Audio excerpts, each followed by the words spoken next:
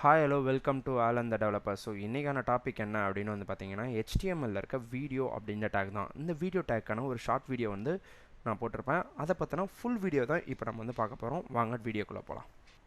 So இப்போ இங்கே வந்து பார்த்தீங்கன்னா ஒரு சின்னதாக ஒரு HTML வந்து டைப் பண்ணியிருக்கேன். ஸோ இப்போ இந்த பார்ட்டை பற்றி தான் நம்ம வந்து பார்க்க போகிறோம். வீடியோ அப்படின்ற டேக் ஓகேவா. ஸோ இதை நம்ம ஃபஸ்ட்லேருந்து நான் டைப் பண்ணிடுறேன்.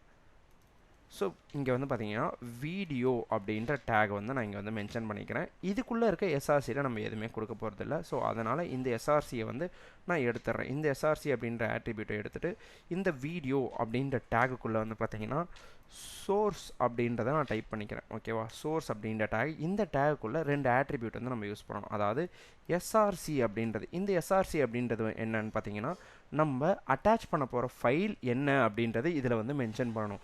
எந்த ஃபைல் வந்து நான் இங்கே அட்டாச் பண்ண போகிறேன் அப்படின்றது. ஸோ இதில் வந்து பார்த்தீங்கன்னா நான் ஆங்கர் அப்படின்ற ஒரு டேகை பற்றின ஒரு வீடியோ வந்து நான் இங்கே போட்டிருக்கேன். இந்த anchor.mp4 அப்படின்ற வீடியோ வந்து நான் இங்கே மென்ஷன் பண்ணிக்கிறேன்.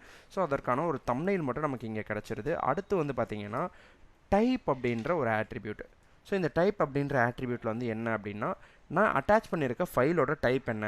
ஸோ வீடியோ தான் அதோட டைப்பு. அதுக்கப்புறம் அந்த வீடியோ வந்து என்ன ஃபார்மேட்டில் இருக்குது அப்படின்றத /mp4 அப்படின்றத மென்ஷன் பண்ணோம். ஓகேவா.